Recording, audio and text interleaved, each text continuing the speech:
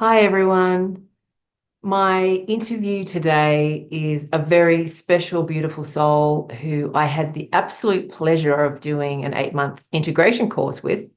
So we've shared lots of theories, lots of ideas, and to be honest, she's just an amazing, incredible individual with some beautiful insights. Her gift is definitely in one of her gifts. She has many gifts, but one of her gifts is definitely in the way that she can, I don't know, I guess explain, verbalize, put words to theories and context. Let me share Heather's bio with you, and then we can get the interview started. Heather Love is a musician, educator, and catalyst for deep cultural change. Her graduate research in ethnomusicology at UC Berkeley centered on connecting emerging neuroscientific research with studies on how communal music making creates and maintains social cohesion in the face of individual and collective upheaval.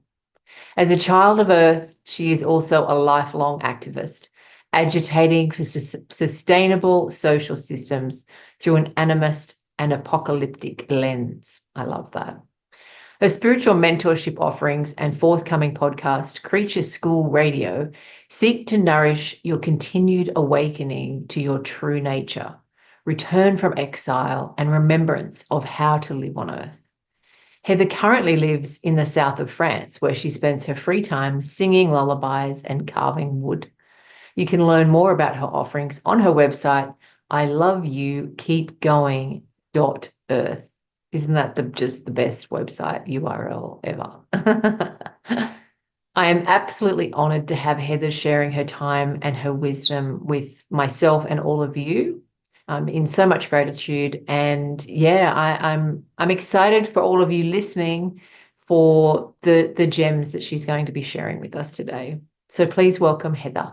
Hello, how are you? I'm absolutely just so grateful to spend time with you. I was just saying, as I was introducing you to everyone, that it's always a pleasure to hear your gifts and your wisdom. And I love to be able to share your theories and the work that you do with everyone who listens and follows me. So thank you for your time. Really appreciate it. Yeah, it's a pleasure. So I think it's probably the best thing to start with is a little bit about the work that you do. Perhaps. Yeah. So hello everybody. I'm Heather, and I work as a mentor for the most part. Like my work is along the lines of spiritual guidance, especially for humans who are really taking in the reality of where we are as a species, also where we are simply as earthlings, and the systems that we're living in and bearing and surviving with and all this stuff, and trying to figure out how this clearly isn't sustainable. So what are we actually supposed to be doing right now? And dealing with this like enormous, very real existential question, right? Because this isn't, we experience existential crises throughout our lifetime of like, oh, what's my purpose and what am I here for? And this kind of thing. But now we're talking about an existential crisis that is literally, if we don't take enough action collectively over the next 10 years, um, we won't have a sustainable system to keep children alive. The children that are children now, like they'll be spending their entire adulthood really, really struggling to survive. And that's very real. And that is a very different kind of existential crisis. So I have um, kind of pulled from my lifetime of work. I've been obsessed with culture, like how culture maintains and sustains the human psyche, what makes humans human, why are we so far away from the earth? I've always felt deeply connected to earth, and I never felt really attached to human society, and I couldn't understand why people make the choices they make and that kind of thing. So I've, really dedicated my life to asking really big questions about who are we as a species, and why can't we just slow down and enjoy each other's company, and enjoy being here on this beautiful planet. I don't know if that fully answers your question, Charlie, but like I'm just like deeply, deeply, deeply motivated to help people out of that space of helplessness and really like awaken to the genius of their life, and the genius of who they are, the genius of their true nature. because it's going to take all of us making small shifts in how we behave, um, that will really carry us through this massive transformation.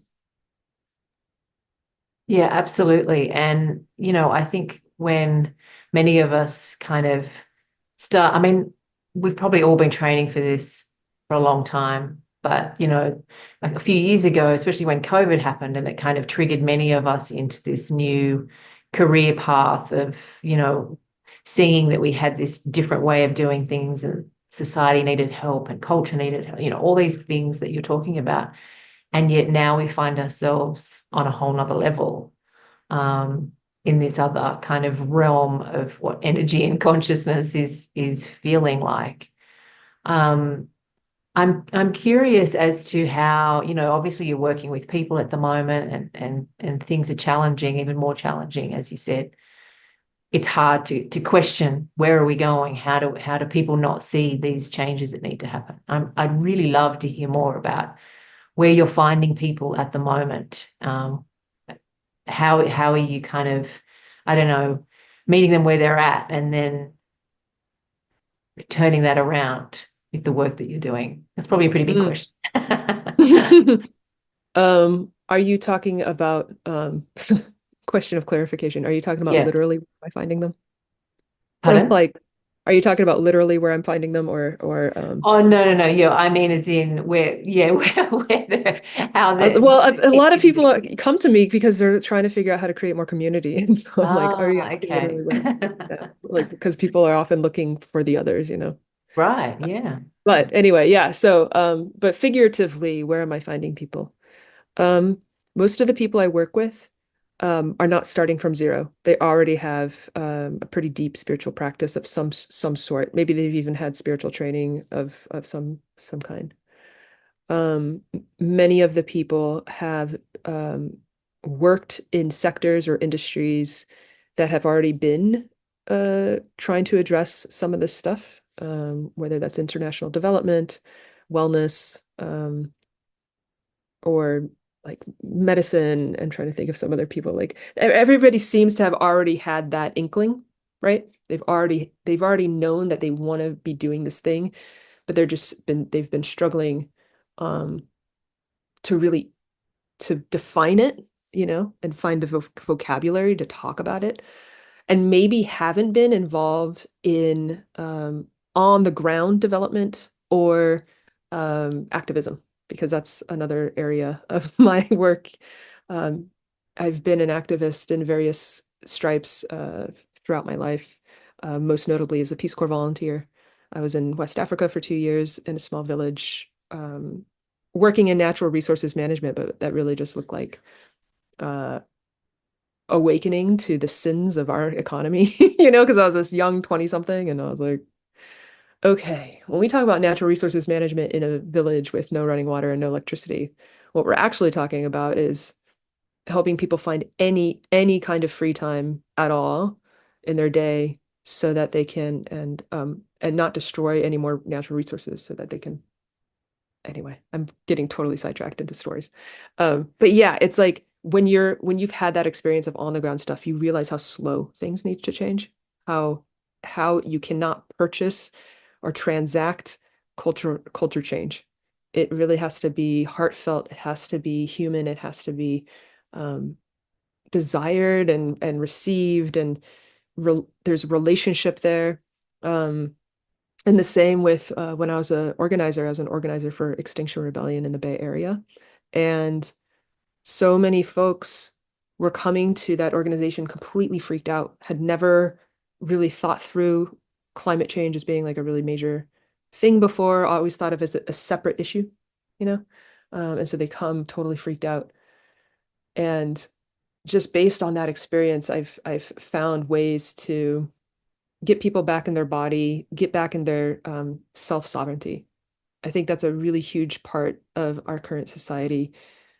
The way our current society has kind of hoodwinked all of us into just marching into this crisis is by removing our sovereignty and just cluing people in that they are still free. They were born free on a planet, and they can opt out, you know, like they can decide to not participate in certain systems anymore. They can decide to no longer participate in certain ways of thinking or measures and metrics of what it means to live a good life. Um, and just completely shift. And usually the beautiful thing is that most people are just shifting back to something they felt as a child. Because children aren't already indoctrinated, right? And so as a child, you were probably already feeling some sort of closeness to Mother Earth or to the creatures in your life or to other humans who were sensitive. Most of us wanted to be artists of some stripe, you know, when we were kids and that kind of thing. So when you ask like where do I find people um, in this moment, it's just like this point of like I know I need to define this and bring this dream or this feeling, this fuzzy feeling that I have about the earth, and I need to bring it into a more defined, practical, earth-based, action-oriented thing that I could communicate.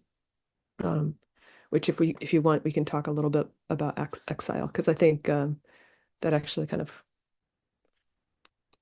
Anyway, you should really stop me because I can just babble on forever.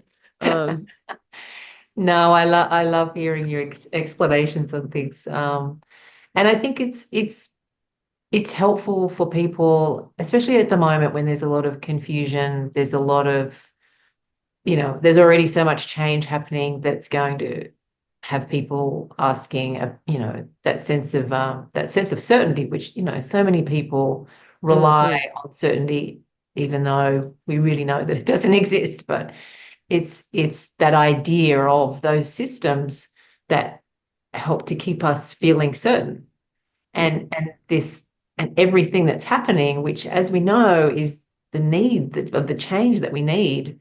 But it's so terrifying because this, as you're saying, you know, the idea of breaking down those systems and not having them, but creating our own. Why does that seem so terrifying to us? Even though it's also in the same sense an idea that sounds wonderful and freeing and wow, can we actually do that? Like the empowering part. Is it a little bit about the idea that it just seems so scary to think that we could have our own way of doing things? are you asking? Yes, I I guess I think, am. yeah, I think, well, again, one aspect of self-sovereignty that we get trained out of is also responsibility. Um, so when you no longer have sovereignty over yourself, you also can blame somebody else for your situation, right? And so the system breaks down, and you're like, oh, well, it's not me. I'm being made to suffer because the system doesn't allow me a way to be. Um, But, this kind of goes into what I wanted, I proposed like a topic to speak on. And this kind of goes into that because I think um, what we are actually lacking is any kind of spiritual grounding that's unified because we're so used to thinking of spiritual kinship based on uh, separate religions. And then we'll say, there's sects of those separate religions, right? But the reality is like, no, all of it's God or whatever, like all of its spirit, all of its heart, all of its the cosmos. And then we divvied it up into different shapes and different forms. And then we've identified with those different shapes and different forms, and then think that they're different. And we're convinced they're different. And if you reject the systems, and a lot of that comes with like rejecting religion, we don't know how to ground spiritually because uh, there's not there's not enough like mutuality, cross-cultural communication. There's just not enough of it. And so I think when we imagine moving forward into the unknown, um, of course we're going to need faith.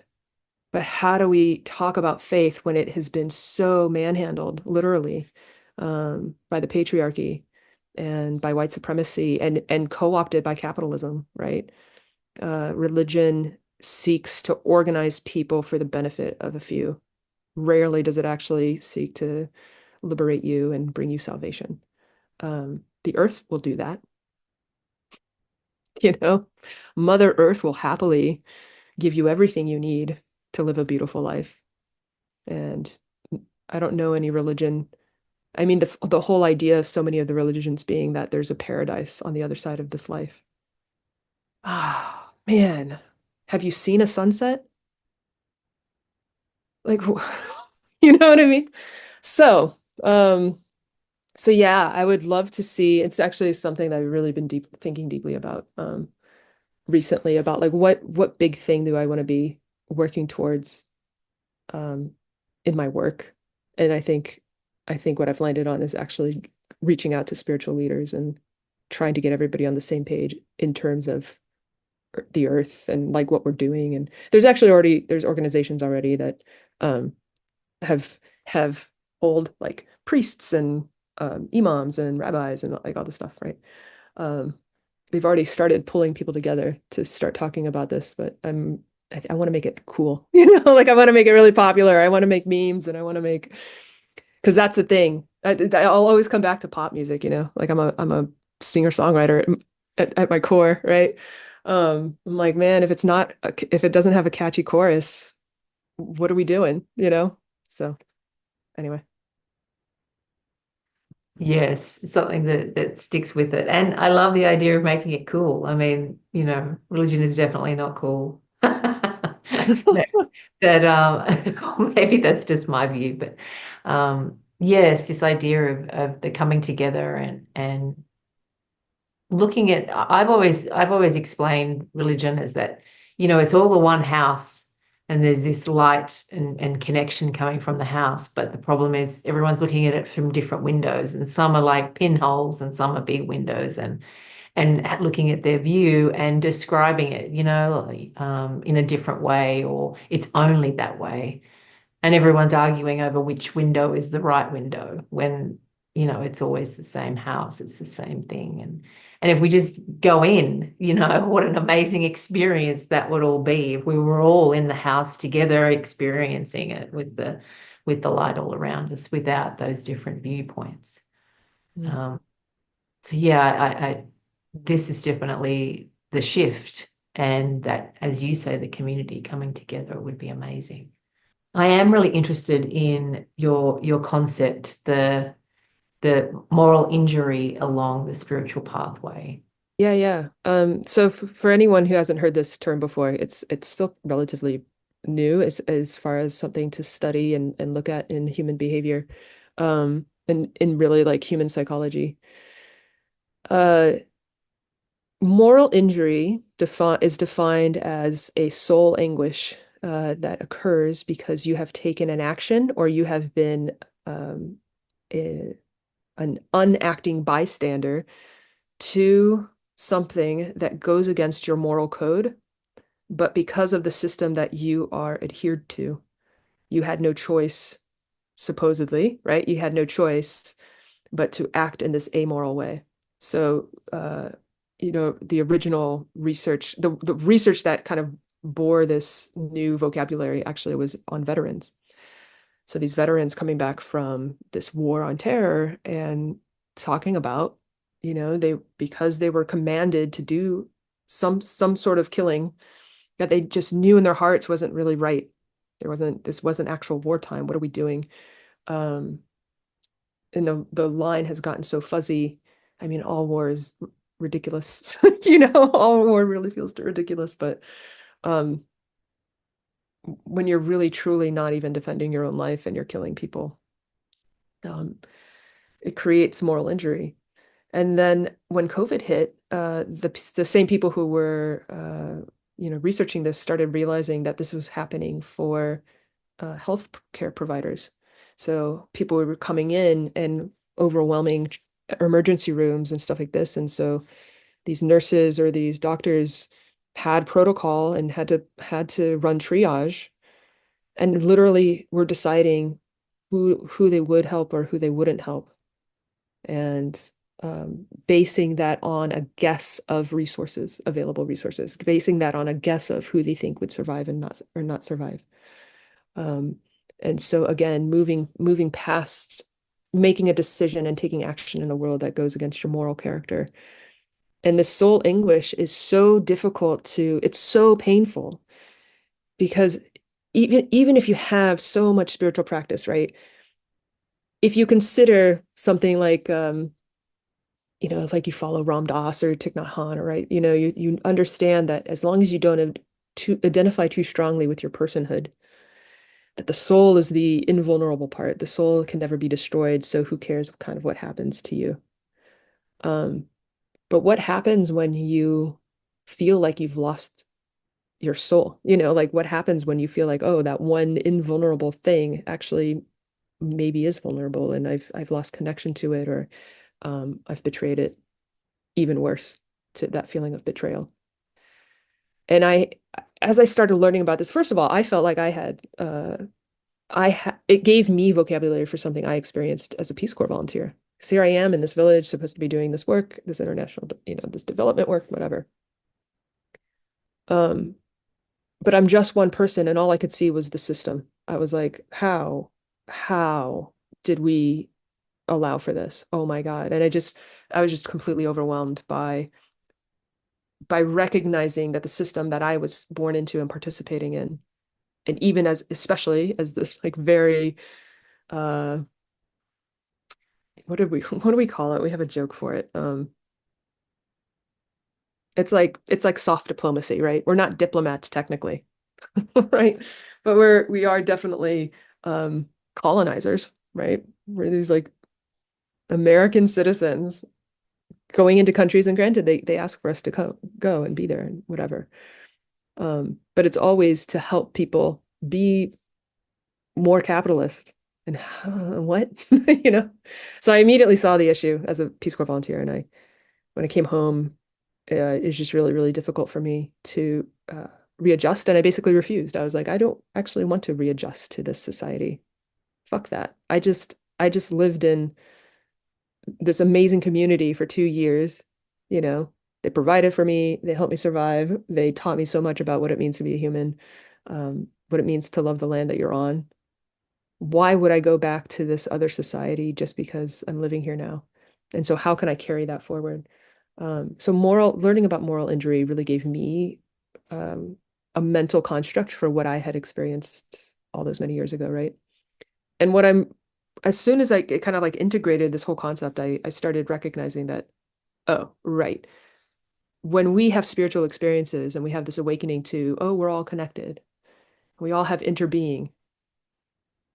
Well, if you follow that to its logical end, that makes you culpable for the suffering of a lot of people, right? As a Westerner, as an American, as an Australian, as a European, you are literally to blame for a lot of suffering. It's so inequitable. The amount of sacrifice is so inequitable.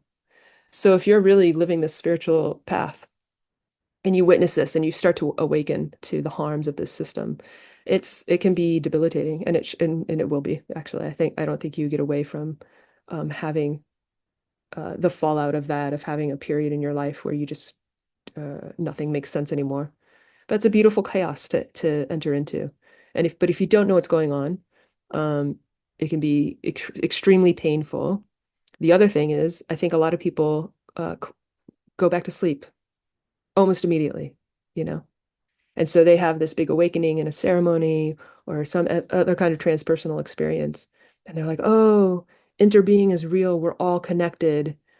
And instead of taking that and integrating that and starting to put their body on the line in service of the earth or in service of others, um, they sidestep it by doing everything but that, doing everything but serving with their bodies and actually putting their flesh and bones into it. Um, they philosophize. I know I'm guilty of this. Come on. You know, we philosophize, we post memes, we develop a wicked sense of humor. Um, but what are we actually doing? And or we're like, oh, I just need to change careers. A big one is, oh, I need to become a facilitator, right? I know I'm speaking to folks who do plant medicine work. How many people go into ceremony and then they're like, oh, we're all connected, so I should provide this feeling that I have right now to other people through this medicine.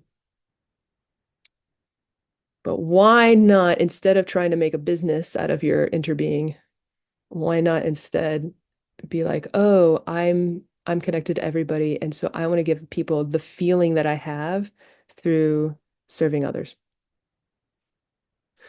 and sacrificing, you know.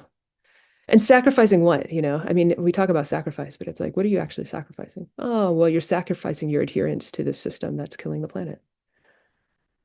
And it hurts. Your nervous system has to change. Your nervous system has been programmed to behave in a certain way, right? So there's just such a physical component to shifting your nervous system into a mode of service, of allowing your body to be the conduit for your love and your sense of interbeing, rather than your intellect and your business acumen and your uh, whatever it is, your navel gazing, you know. It's so easy to get addicted to that stuff and try to fit in this interbeing into the system of capitalism. But I'm here to say capitalism has nothing to do with interbeing. So stop trying to survive in capitalism. Stop trying to adjust your spiritual practice to capitalism. Stop it. Just stop it. Find any other way, you know. Yes, that in itself is so profound what you've just shared, Heather. And I think, um, as you were speaking, I was thinking of people who have I've worked with in integration and realizing that what you're doing is verbalizing that process, because there's that two-way street where they, as you said, you can come out of it, and if you want to, because you've had this realization and it suddenly identifies all the things that you possibly aren't ready for and you don't want to have that responsibility for. Right. And I'm going to actually just put that into a little box that says, oh, I just had this amazing experience, but now I'm going to go back to normal, to what I can bear. And it was just this thing. And then, and straight away, people are going, even though they had the most incredible things that in that time, they were like, I cannot explain. There is nothing that says that what happened to me wasn't real. But then not that long afterwards, they're already saying, well, or was it just the medicine? Or, Mm, was it just visions outside of my head, myself, or, and actually, I don't even really quite remember the details and things. So they're already trying to shift that because it's mm, way easier to. And I'm not. That's not a judgment.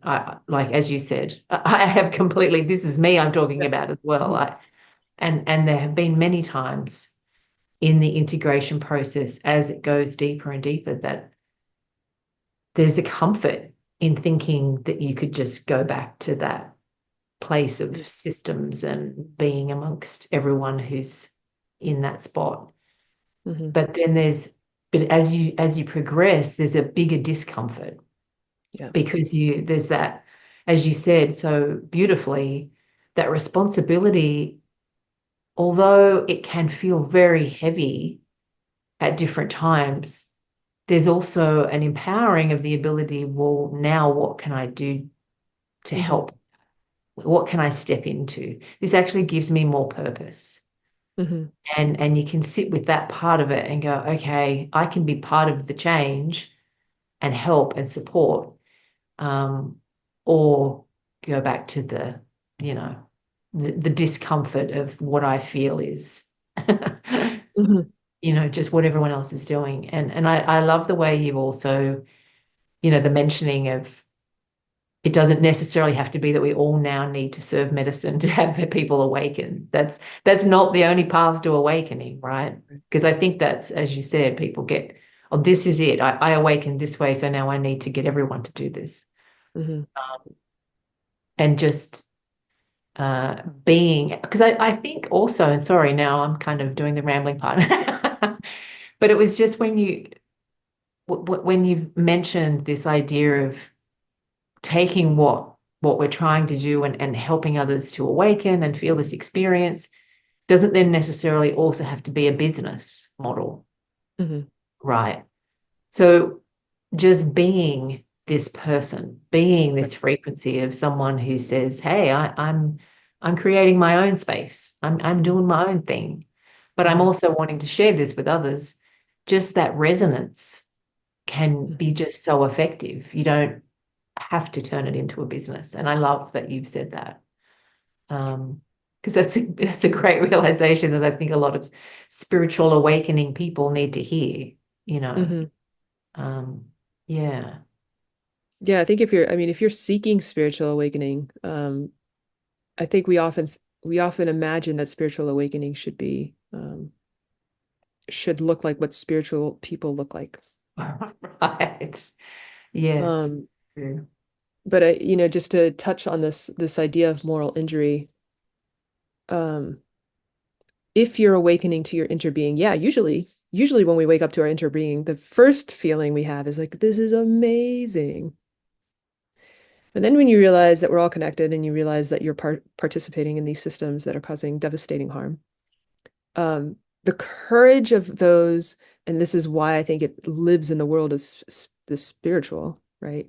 If you are awakening, if you're willing to awaken to the harm that these systems are causing without completely losing your mind, um, you're really choosing a warrior's path because you're saying, okay, you know what? I can take it. I can admit, I can, if I'm going to claim my self-sovereignty in my interbeing, that means I can also withstand the responsibility that I've brought onto myself by participating in these systems, right?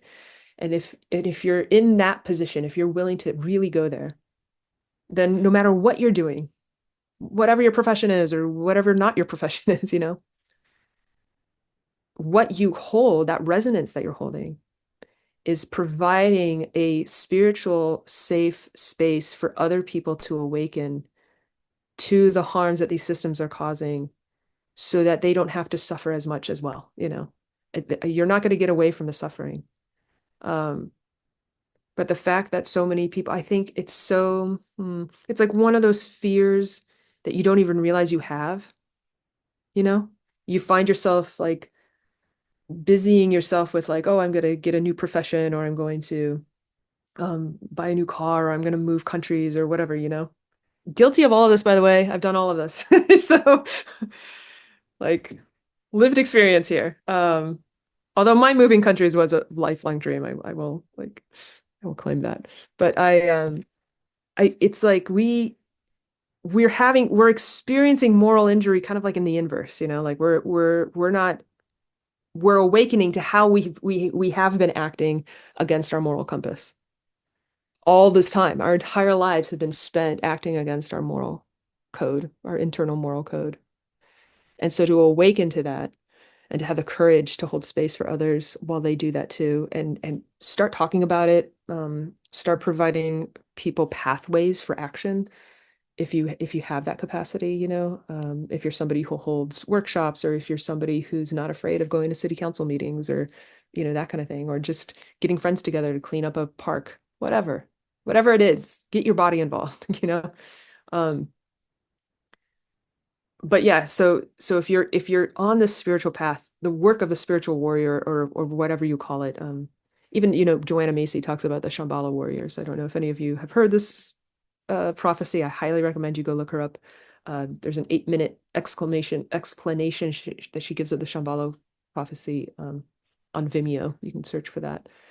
But she talks about like we are coming to a time when the Shambhala warrior emerges and you won't be able to tell them because they won't have a uniform. You can't tell who they are because they won't have a uniform, but they'll have two weapons and they're called weapons. And she even makes a point. She was like, he really used this word, weapons. The weapon of compassion and the weapon of insight. And the compassion is really hot. It's a heart-centered tool, weapon, toy, if you want to be more like me and be a little silly about it. Um, the heat of compassion, the willingness to go into the suffering and not flinch, to really go into the suffering and be like, I'm part of this. This is me too. This is my interbeing. Is being able to feel some of this suffering, or take on my part. So that's the heat. But too much of that, you get really angry activists who are shaking people awake and being abusive to each other and cannibal. I call it cannibalizing. They cannibalize movements all the time because, well, in the United States, we're seeing that right now on the left, right? Everybody's like, "Oh, it was your fault. Oh, it was your fault. You didn't do enough of this, and you didn't. You're not suffering enough." And da, da, da, da, da. Woof, it's intense. So too much compassion can lead to overheating like that. So then you get this weapon of insight. The coolness of insight of being able to zoom out and you're like, oh, wow, we're all connected. Isn't this amazing? And what if we did this? And what if it looked like that? And um, I'm starting to see a pattern emerge and I'm part of it, but I'm not it because I can see it, right? Um, like I can see my thumb. I'm part of my thumb, but I'm not my thumb. You know what I mean? I can see it. If I can see it, that means that I am only a part of it. I'm not the whole thing. So having that coolness of insight is wonderful, but of course, too much coolness, too much insight. You're navel gazing and you're off into philosophy land and you're not actually taking action and doing anything to facilitate change, right? So you need these two weapons to work with each other, and that's how she describes it. But she does it so much more beautifully. So go watch her explanation of it.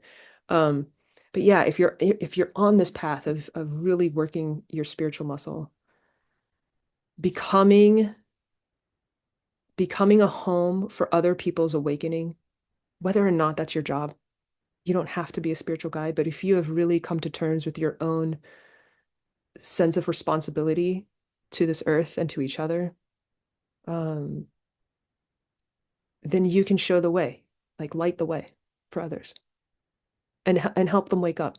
Because it's really, really painful. It's really, really painful to realize that your entire life you've been going against your own moral code, that you've been creating so much harm.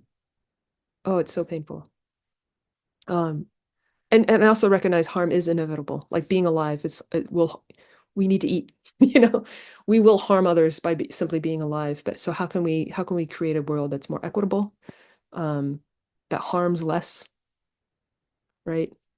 Um, I got a voice note recently from a past client who's talking about the ants in her kitchen and how she's framing her understanding of her relationship to these ants in a totally different way, you know? And it seems like such a small thing. I was like, no, this is profound that this is the actual conversation in her internal monologue right now, right? This is how we need to start behaving. We are responsible for everybody, you know, and you don't get to be free unless you're willing to accept that responsibility. So, um, so yeah, and as you and I have talked about, taking action, integration is where it's at. Integrating your spiritual experiences so it lives in your body and it becomes a map in your nervous system so that your nervous system it's just literally a map of how to act in the world. Ram Dass talks about this, like, oh, people go off on acid trips and come down and they're like, oh, why doesn't it last? It's like, well, are you giving your extra food to the homeless guy sitting on the street? Yeah. That's why it doesn't last. Do you want that good feeling of interbeing to last? You need to actually get your body in it. Yeah, it's not just relying on that medicine Yeah. insight. That's otherwise it's just the same as taking other things and having that moment. It's just a dopamine hit, really. Yeah. Um, It's medicine. It's not a yeah, lifestyle. You yes, know, yes, that's it's a exactly. reminder. Yeah. Yeah. And I'm glad that I know you brought it up a couple of times around the nervous system, because Mm. I think I really only learnt that recently, even though, I've been doing medicine for 10 years now, but it was like remembering that your body is a part of it. Your body has to be able to hold, it's the container of everything, right? So, and that understanding the nervous system, which goes through such an intense period when you're doing medicine, right? Like, I was 3 months at one point in the jungle, and I didn't, I'm taking a lot of medicine every week, doing different things, and then coming, you do the whole flight thing, and travel in itself is so intense on your nervous system, and the change of being in one place to another. and I didn't consider at all. Mhm. Which seems silly now, but it's like when I did make that shift to realizing that my body actually needs nurturing of this intense change that it's just been through. I've literally just gone through and shaken it up and stirred it up and done all these fight and flight things and the whole bit. Mm. Um, and to then kind of nurse myself back into a place of, even though I was, feeling on a different frequency, it's being able to be kind enough to myself to say, okay, I actually need to integrate my body as well Mm. uh, back into this new space. And I do think we really forget that in the medicine world and just in the spiritual awakening world, as you said, whether it's medicine or not, just the intensity of that spiritual awakening part and the realization that in itself, the mind-blowing stuff, right? You're like, okay, what do I do with this? Mm. Yeah, it's so important. Mhm. And probably not really explained enough, but but that's where we're at. That's why we're doing this, right? Right. Yeah. I wish everyone who's trained in this kind of work got a lot more neuroscientific training. Um, I a lot of my research, it was really fun to do. So my graduate research was like looking at music in the brain, basically. And at the time that I was getting into it, it was like all these new studies were coming out about the brain and music because we had fMRI for the first time, and finally neuroscientists had the funds and whatever to do these really cool experiments. And so for me, it was like beautiful because I'd already studied so much ethnomusicology and cultural studies and human behavior, whatever, and suddenly had like neuroscientific research to kind of like back up some of the embodied realities of what we were witnessing and being able to observe as people in the humanities. And so I started like applying um, neuroscientific research to the all of the phenomena around like communal healing, communal music making practices and stuff like that as a way to intervene with individual trauma. Um, one thing that I learned in Mali that has just been burned into my nervous system is that the group identity is when it's strong, when you allow it to be stronger than the individual identity. It's not that the individual identity goes away and that you have to um, assume a different kind of person, or somehow you lack freedom or you lose your freedom or something. Only a capitalist would make you think that, right?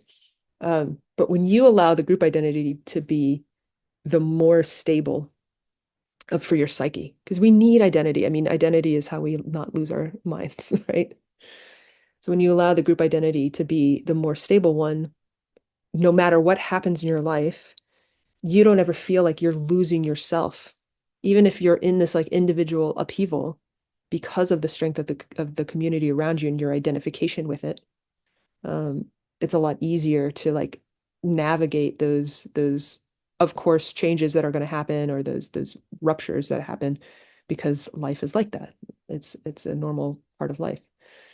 Um, and so when we talk about you know uh so many of us are doing this, we think it's like individual healing, but we're not. It's not individual healing. We can't be individuals. Literally, physically, neuroscientifically, we are not. We have an extended nervous system. I am feeling into even all the objects, even the so-called non-living objects around me have energy, right? Um, so I'm connected to all of this. I can feel into all of this. Um, so I'm literally interbeing, whether I know it or not. So how can I be responsible for the coherence of this part of the collective nervous system? And I think exactly what you're talking about, you have this spiritual experience, your mind is blown. But in order for it to stick around, you're changing something called the default mode network of your nervous system. And it's basically the default mode network is what scientists just have given that's, sorry, let me say that again. The default mode network is the name scientists have given to this felt sense of self. So how you just are when no one's around and you're just in yourself and you're thinking, or you're going about your day and you have all these habitual behaviors and habitual thoughts. That is the default mode network. And so the beautiful thing of medicine work, I think, is that that very, very strong default mode network, very hard to change. But medicine opens a window and it's like, oh, choose a few things. Maybe you can't integrate every single thing that came to you in ceremony, but if you can choose a few really like profound things and really work to figure out, okay, like if this is my new reality, how do I behave in the world differently? What actions can I take? And you make it physical, you're now connecting the neural network to so many different parts of your brain. Now it's not just like a vision, it's not just a vision, it's a sound of your voice. It's the smell of different kinds of food cooking. Um, it's literally a physical shape, like put your body into a different shape. Quite like, you know what I mean? Like it seems maybe perhaps silly, but posture, we can change our posture. I'm not saying you have to be like this all the time, but like just literally how are you holding your body and use that as the expression of whatever has come to you in ceremony.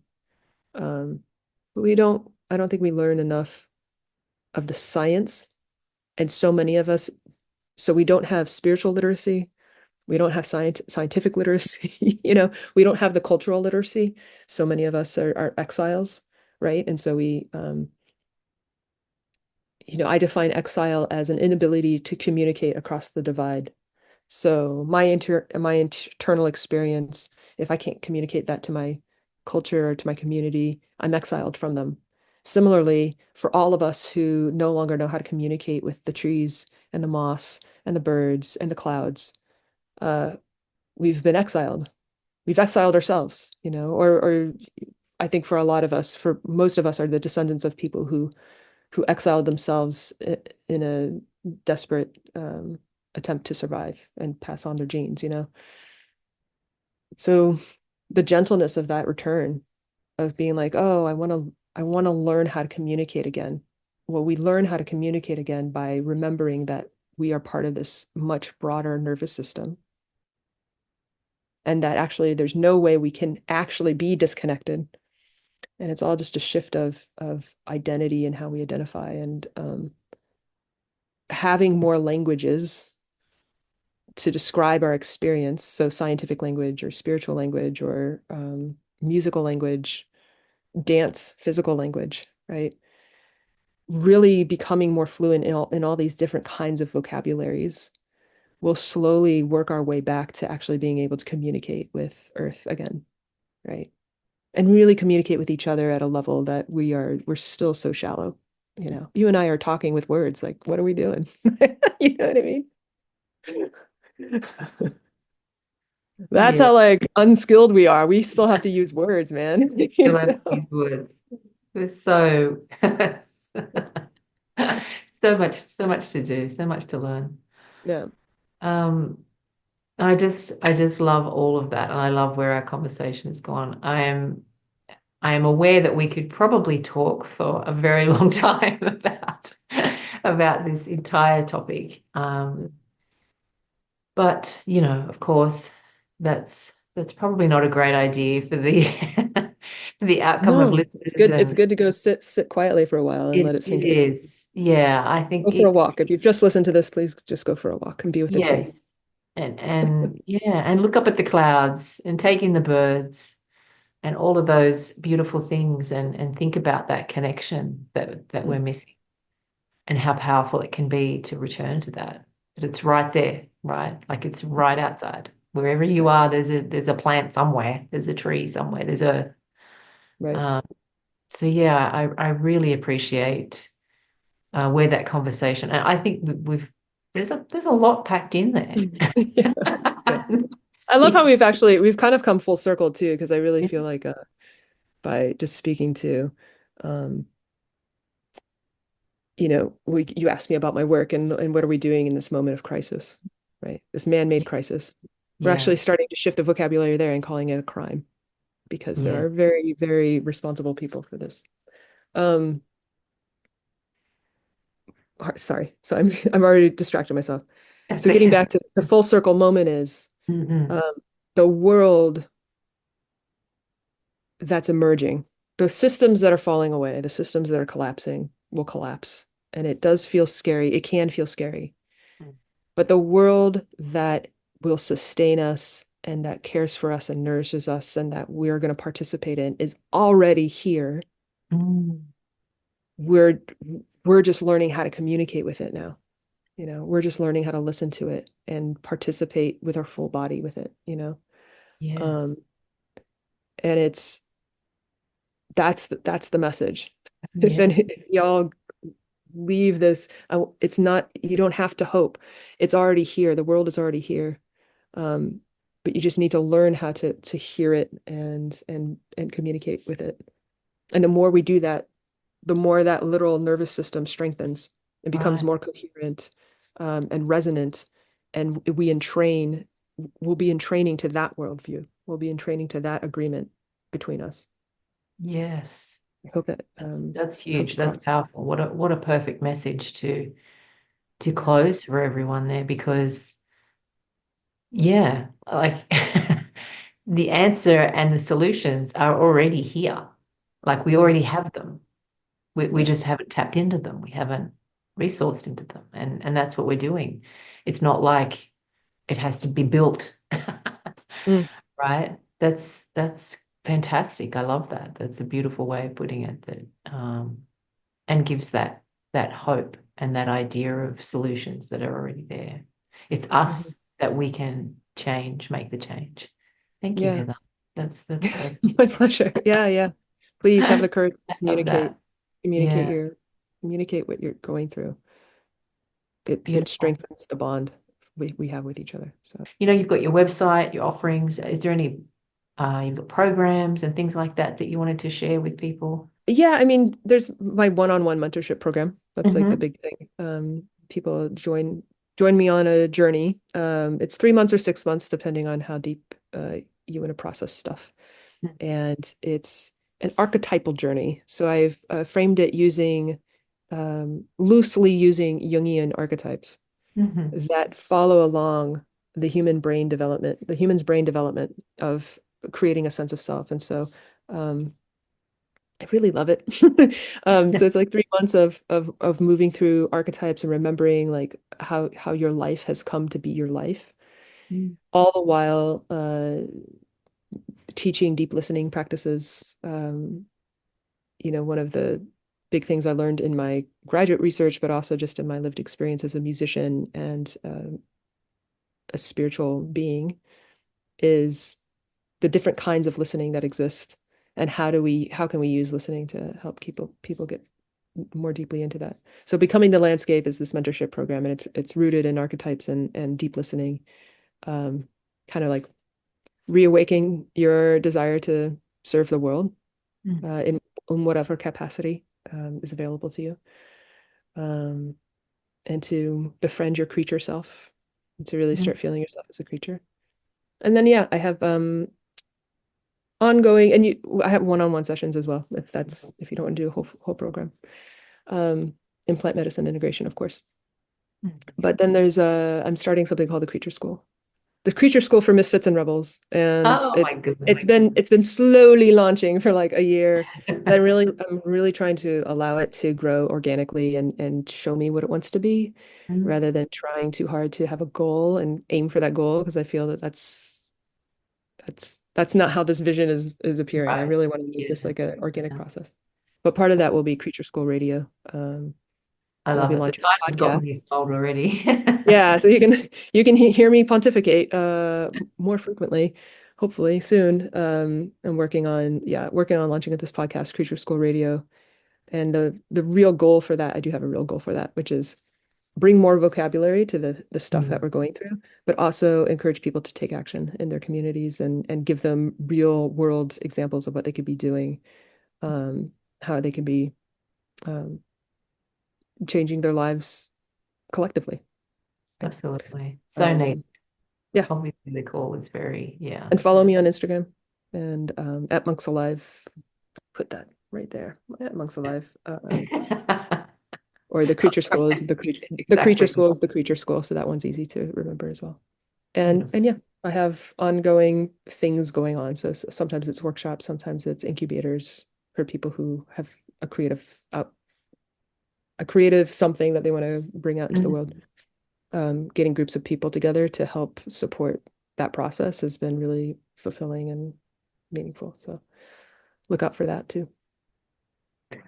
Thank you so much. I love all of the work that you're doing, and obviously more than happy to promote and support and Thank tell the world. you. I really appreciate it, Charlie. Okay.